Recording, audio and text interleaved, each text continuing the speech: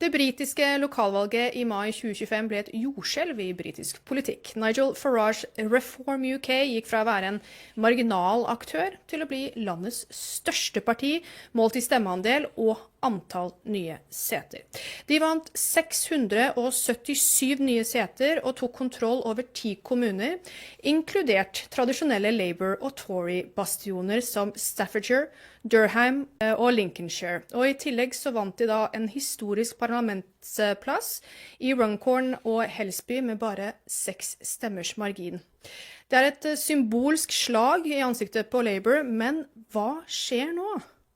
Hvordan vil det her påvirke britisk politikk som helhet fremover?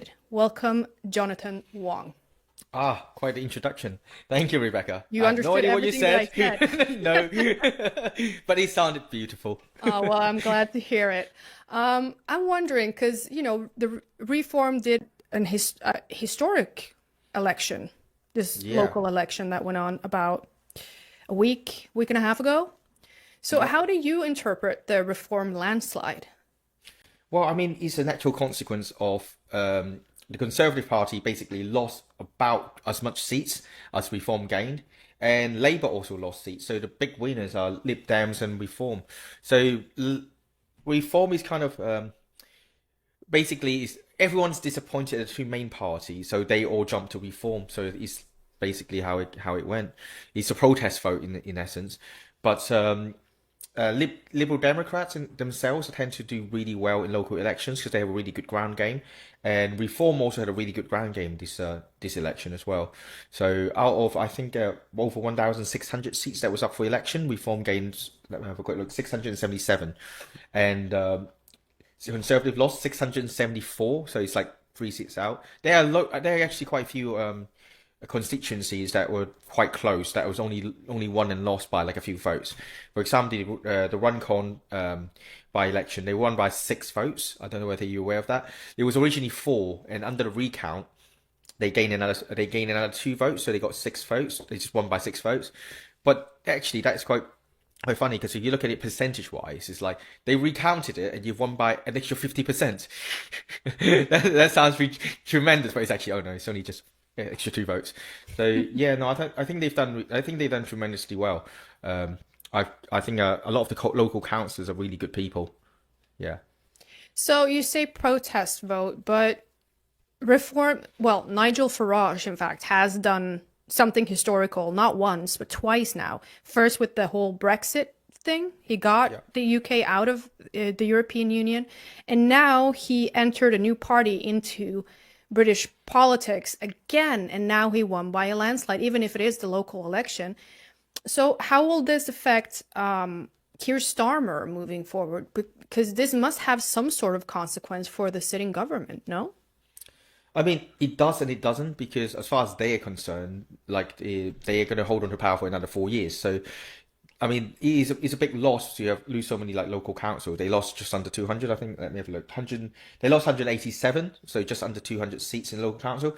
But in the grand scheme of things, it's not a huge deal to them, because I don't actually know how they're going to. Maybe they just, because they have been out of power for so long, they just don't actually know how to govern. So yeah, it is, because they haven't been around since like in the 90s. So it's early noughties, sorry. So they just don't know how to govern, I think. So they keep plowing through things that nobody wants as a distraction, and yeah, I don't really know how they're going to. They're expecting big losses, so maybe I think that the economy is going to tank more, and then they are going to sacrifice Rachel Reeves as as they call her, the Rachel from accounts. I don't know whether you've heard the joke. Rachel from accounts. Basically, they've been calling her, it's a nickname, like Rachel from accounts, as in because she's not like financially apt. But in fact, I think the actual reality is she's not even Rachel from accounts. She has nowhere been the accounts. No, it stems from apparently she lied on her CV and said she worked on the specific parts of the bank, but she wasn't. She was basically just like a middle managerial role in the bank. But she basically, on her CV, she exaggerated how much involvement she in the financial sector, essentially. like a lot of politicians do. Ours, they lie and cheat about their master's degrees. But going back to UK politics, so now Keir Starmer, he knows that he's not popular. He knew that already in terms of the polls, John, because the polls haven't been very positive for him. But now all these seats are given up to Reform. Reform are more populist, I would say. Some people criticize them for not being harsh enough in terms of immigration policies and stuff like that. And then others say that they are the savior of the UK potentially. So what do you think? Covering UK politics through your media outlet, Voxpopuli, you see, you're around a lot. You meet people, you talk to people, you see what the politicians are doing. What's your interpretation? Okay. Is reform what people think reform is? Well, actually, this is the thing. Like, nobody really know what reform really is other than the Nigel Farage party, because Nigel actually himself said he's not a populist. And he seems to flip-flops in a lot of his positions. Like, I don't know whether you remember the previously done multiple interviews where he said, for example, mass deportation is politically impossible. It's not on his agenda. And now he's gone on mass deportations. And he kicked Rupert Lowe out for calling mass deportations, but now he's doing mass deportation. But he's not labeling mass deportations. There's so many conflicting messages that is coming out that nobody really know what he believes in. And his professionalization of the party has actually caused a lot of problems because, first of all, a lot of people don't like the fact that the chairman of the party is a Muslim, for starters, and he's gone into party through donations, and I think it was only about 200k, which isn't even that big lump of a sum. So a lot of people are suspecting, like, why would Nigel Farage value Zia Yusuf so heavily? And I spoke with a lot of Americans. They also don't trust him. So they don't know why Nigel is relying so heavily on him. And he was the guy that made the allegations that Rupert Lowe, which is 67, have threatened his life. And Zia is 38 years old. A 67-year-old threatening life of a 38-year-old normal dude. And then he held on to it for 3 months. Because I think it happened in December. And then he didn't report it to the police then. And then he reported it subsequently I think it was March when the incident unfolded, and then they removed Rupert. So I don't know where reform actually stands for, because Nigel wants to basically he wants to becomes the Conservative Party in essence. So what you have seen is he's absorbed a lot of ex-Conservative members that has defected to reform, and he has a broad church like to the left. So there were some really questionable people that he was celebrating with one of his press conferences. For example, there was a guy that was I can't remember his name, but he was a Bangladeshi national party member, and he was like, if you check his Facebook page, it's all basically he is saying stuff for Bangladesh that would have got him removed from the party if somebody said that about the English. So he's like an ultra Bangladeshi. He's like, oh, my country, everything. And they're like, then what are you doing in this country? What are you doing in the UK? And why are you a councillor for a constituency in the UK? It doesn't make any sense. And he also had one of the lady who was actually elected on the 6 votes that I was talking about, Runcon. She was previously had refugees welcome events. Well, she removed all of that from her Facebook now, but there was still the Google cache from the thing. So she's like, refugees welcome, and she had some LGBT events. And I'm like, yeah, then you're not really right wing at all. So I think he's aiming to replace the Conservatives, but that's why the right wing side of the people are reluctantly voting for them, but they don't really have any alternative options. So it's a very complex issue here in the UK at the moment. So I'm trying to explain that Reform may seem like they're the right wing party, but a lot of the things they do doesn't seem right wing. Because for example, like my former employer, some of my old colleagues, Bodade and Dan, they were removed from the candidacy for promoting Reform's own deportation policies. So they found out on their social media, and they just got removed from the candidates in the previous election. They broadcasted Reform's own policies and then got kicked out of the party? Essentially, yes, because they they are anti-mass immigration. They want to deport like rape gangs members, etc. And obviously, Nigel famously went on one of the interview. I think was it Winston Marshall? I think it's Winston Marshall or Andrew Gold. I think it's one of those, and said that if you politically alienate the whole of Islam, we will lose.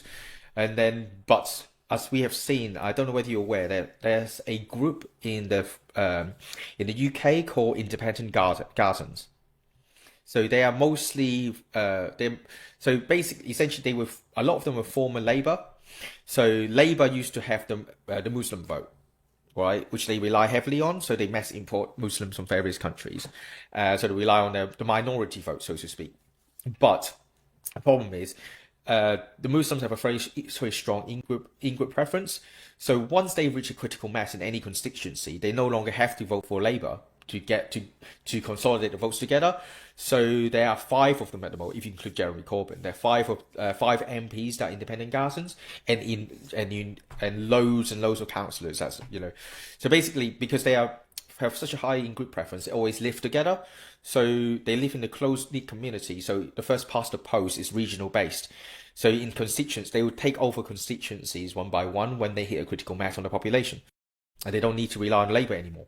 So eventually, you'll get more and more. Eventually, they develop into a Muslim party, essentially. And that's just allowed to happen. Yes, because it's a weakness in the democratic system. Because first past the post means that you vote based on your constituent. Like basically, mean anyone who got the most number of votes in any ward or constituency will take that place. So because because mass immigration, immigrants tend to live together in their own little colonies, then that colony will become their territory essentially, because they just subvert your democratic system. Okay, so you say there's no options for people to vote for something else. I think Nigel Farage, like I said, he's done this now twice. It's kind of historical. Nobody's done it before. He's done it twice. You have Muslim groups coming together, and they're using a different tactic to what Nigel Farage has used. They're slowly gaining momentum and votes and representation within the local communities. What would a different party have? Would it have a chance to get into the British election system? Well, maybe, because in essence, right, this is the irony of this. So basically, we had the Conservative Party in the past 14 years telling us, toe the line, like you have to vote for us or you get Labour, right? So that's basically why we keep voting Conservative, and then finally Reform came around, and I think they were polling about 20 to 25%, and that was when Nigel wasn't a leader. It was, I think, Richard Tice was the leader, and Ben Habib was the deputy leader. And then obviously Nigel can see that because Reform is gaining momentum, so he rejoined. He came back as a leader, and that gave Reform tremendous momentum again to go up. But the irony is this: so after 14 years of towing the line, okay, so philosophically, what does towing the line mean to you? What does it mean? Hold the line. Toe the line. Do you not understand the phrase? No. It means like it means you have to vote for me, otherwise you'll get something worse. Okay, yeah. Yeah. We have the same thing here, but yes, please continue. Okay, so philosophically, right, that is essentially electoral blackmail. Yeah. Right. So if you really think about it, so it's kind of like if you don't vote for me, it's kind of like if you're in like a abusive relationship, right? You get beaten up. Oh, but where are you gonna go, eh? So people get resentful of that. That's why the Conservative Party completely tanked. They like the lid finally blew. So, but now we got the problem is we see that people who say, although Reform isn't conservative, like ideologically, but you should vote for them because they're the best option around. But Reform themselves have demonstrated to us that we don't have to toe the line, because people I voted for Reform, and we know we're going to get a Labour government. All I said is like, look, I'm just going to eat through the pain for something that could change. So then for Reform to turn around and say, but where else are you going to go? Then he's like, I'm not taking this blackmail anymore. Then that's why there's so much infighting from people who are pro-reform and anti-reform. So because the problem with Farage is that he attacks people that are reluctant, who are actually his supporters. So, for example, like the Tommy Robinson crowd, every time he's on TV, he'll stab Tommy Robinson in the back, right? And every time he's on TV, for example, it was VE Day celebrations on TV, and he was on GB News. He was attacking Ben Habib. He was attacking Rupert Lowe. None of those things needs to happen.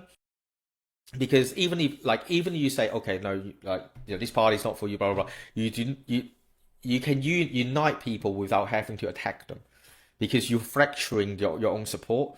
Like the majority of the people, like Tommy Roberts, you were probably there. He was asking, hey, which one of you are reform voters? And literally that's the whole crowd. And then you are attacking your own base to please the media. And I think that is one of the things that would have contributed to why, for example, Elon Musk and Trump no longer see him as the potential future of the UK, because the capitulation to the mainstream media. So that's something that I've seen. So do you think that reform will make a difference, though, in those areas that they have been elected? Well, I think they will, because the councillors, in order a lot of the people in the reform, I'm criticising Farage's specific strategy, but a lot of people who support reform, or the councillors or the activists, they're like really good people. I know a lot of them, and a lot of them like former Conservatives or former UKIP.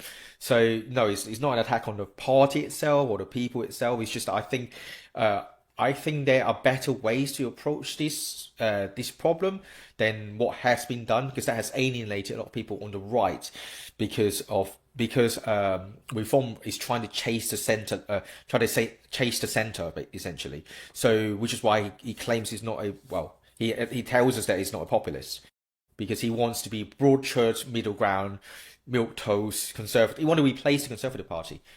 Yeah, I don't see why anyone would want to replace the Conservative Party, because when I hear replace, I hear more of the same, and that is exactly what made people vote differently, because they don't want that, right? Yeah, so I think the unapologetic populist is going to inherit the West, because everywhere you see you got the election everywhere. You got Malay, you've got, well, actually, they're trying to get rid of Le Pen, but you got the AFD rising, Trump's election. Trump gave us a blueprint, basically. So I say, right, so every time, for example, if they bring up Tommy Robinson, instead of capitulating, oh, he's a thug, he's this, we don't want anything to do with him, you can just go, he could make this a massive win. He can just go, Tommy Robinson is a product of the failures of the establishment, and I'm here to fix it. I will retire Tommy Robinson and make him no longer necessary to exist, because I'll fix the problems. That's all he has to say. That's, then you're not attacking anybody. You're paying respect to the people who actually done some work on the ground. And then because he has the resources to have, many researchers. Every single media outlet would have written some articles that are pro-diversity or shilling for the migrant crime rate or the rape gangs, etc. They'd be like, oh, Sky News, okay, in 2017, you wrote this article, blah, blah, blah, you are part of the problem. Turn it into attack. Every single time they bring up Tommy Robinson, he's a victory. It's a home run. Bash. But he's not doing it. He always used to attack people who are to the right of him. So that's a huge problem. That is a character issue. For example, the whole Rupert Lowe thing, right? So, right, Donald Trump, okay, so he used to take the piss out of everybody. He's like, oh, little Rubio, he laughs at everybody. He has many enemies, but now who's around him? He turned everyone around. Everyone he's defeated are now his allies. They're ex-Democrats or even never-Trumpers are now on his side. But if you look at Farage, why has he got nobody around his side that's former enemies? Yeah, right. Yeah. So I know, for example, I was formerly in UKIP back in the 2018-19 era. So I'm friends with Jarrah Batten, which is basically another founding member of UKIP. So they founded UKIP, I think, 1993. So that's quite a long time ago. And everyone I know through the history of Farage, political career of like 35 plus years, hates him because he stabs everyone in the back. That is the problem. because if you bet like in a men men to men in a competitive arena, right? If you best a man, they will respect you and they become your friends. It's like if you ever watch like an MMA fight, Muay Thai fight, they start really aggressive. They might be even like staged, like pushing each other.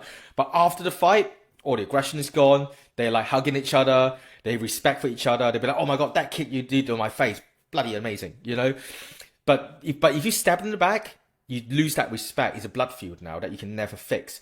So what happened to Rupert Lowe has basically made a sour taste in a lot of people's mouths, because Rupert has never he may have some disagreements, but he had never publicly disrespected him or anything like that. But then what happened was we went with accusations of bullying and stuff, and right, so when all the people that came out to support Rupert were people go, "Oh, I've worked with him for 30 plus years, that's not his character." You do not get anyone come out and give Nigel Farage's character reference for 30 years. Why? So it is obviously nonsense. You don't, if somebody threatens you, you don't wait 3 months to tell the police at the opportune time and then try to suspend them from the party. It's just nonsense, right? So in our perspective, he is implementing the underhand tactics of lawfare against his own party members that he sees as a threat. So he's kind of like a jealous king that has no generals, because every time a man's men rise up to become a general, he's jealous of him and thinking, "Oh my god, what if he takes my place?" And he has to get rid of him with an assassin. That is a analysis that I'm giving, because every king, every emperor, every ruler in the history of time will have people who are better than him at almost anything, any field. They have generals who are better strategists. He'll have scholars who know more than him. But I don't think, who is around Nigel? Can you name anyone that is a leader of men in their own right? Is the way that I would describe it. Like a general, not like all he's got are people who are paper pushers, like clerks, and they're not men that can come and stand out, give a speech, and inspire in their own right. So he doesn't have a waiting cabinet. That's what he needs. So I'm not saying this to go, never vote for reform, because I'll be voting for reform. But I want them to have like a backbench ready, loads every guy is like excels. They go, okay, who's the immigration minister? Bam, it was that guy. Who's going to be the security? Boom, that guy, kind of thing. But at the moment, it's nothing. It's just Farage, just nobody else. And that has got to change, because it can't be a party of just Farage's ego, right? Because Trump, he has JD Vance, he's turned everyone around. So he's got all the big hitters around him. But I want Farage to have the same capacity to accept people around him who are perhaps even better than him at certain fields. Well, we'll just have to wait and see. I'm guessing that depending on how reform does in the respected areas that they're voted in, will have a huge impact on the next election coming up, the national election for the UK.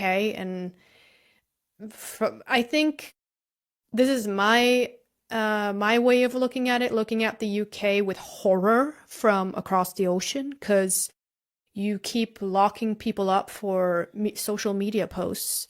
The censorship is just absolutely flabbergasting, and don't get me started on the rape gangs, crime, everything. The UK is not the UK that I used to know when I went to school there 15 years ago. I don't recognize it. And as far as I could tell, the UK locks up more people than Russia in terms of social media posting or criticizing the government or saying things that, the government doesn't like. And how do you get rid of that? Will reform get rid of that? Is reform going to be the savior here? I don't know, to be quite honest, but I think one thing that they have to do, they have to repeal everything that's been implemented, all the legislation, like the great repeal, basically, of everything since the Blair era, since 1997, because all the speech laws, for example, Section 127 of the Communications Act 2003, which is the primary one that they get people for posting on the internet, for grossly offensive. But that legislation came in 2003. But 2003, if you may or may not remember, maybe you're too young to remember, there were no such thing as social media. Exactly. yeah, so YouTube didn't even exist till 2005. I think Facebook is something like 2007 or something. But I think Twitter's 2007, I think.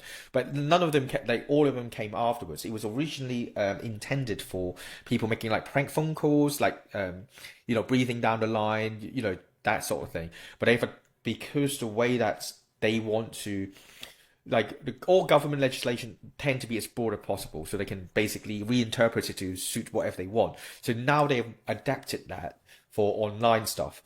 So yeah, no, it's terrible. So everything after 1997 pretty much has to be repealed. It's quite scary. It's like I don't know how many now, but last time I checked was over 3,000 arrests a year, and it's more than Russia. Yeah, Yeah. it's more than Russia. And the irony is, right, they are locking up people who are protesting like online, like raging against rape gangs.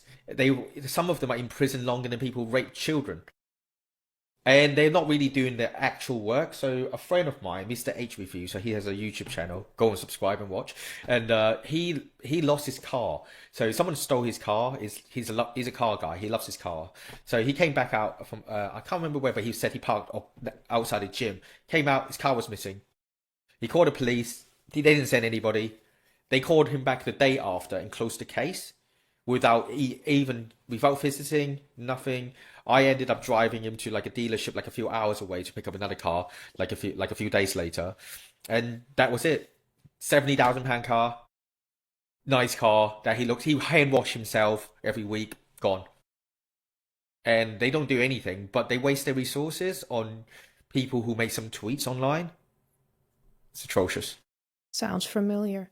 Well, John, let's keep tabs on what's going on. Well, you will anyway, because you do have your media outlet, Voxpopuli. Where can people go to follow that? Okay, so on our biggest platform is X, so which is Vpopuli Media. That's so Vpopuli Media on X, or you can just search us on YouTube and all the other outlets. Our handle tends to be the same, and I'm WG Think on X as well. Thank you. Let's check in later, because I think that we need to keep tabs on what Reform is doing, where they have been in the areas that they have been elected, and how this is affecting Labour in government moving forward as well. Because I don't know what can be a clearer sign for Keir Starmer that people don't appreciate his policies than the Reform winning by a landslide in the local election. Well, they're clearly not listening because they just done a trade deal with India, which means it's 20% cheaper to hire an Indian than a Brit in the UK with tax exemptions. Great. And then we're doing the same. So we're exchanging our Brits, sending them to India, and then we're taking in Indians. I don't even know why we want to do that, but there you go. Well, let's see how that works out. Thank you so much, Oh, John. yeah. Hopefully see you again soon. All right, take care. Thank you for having me.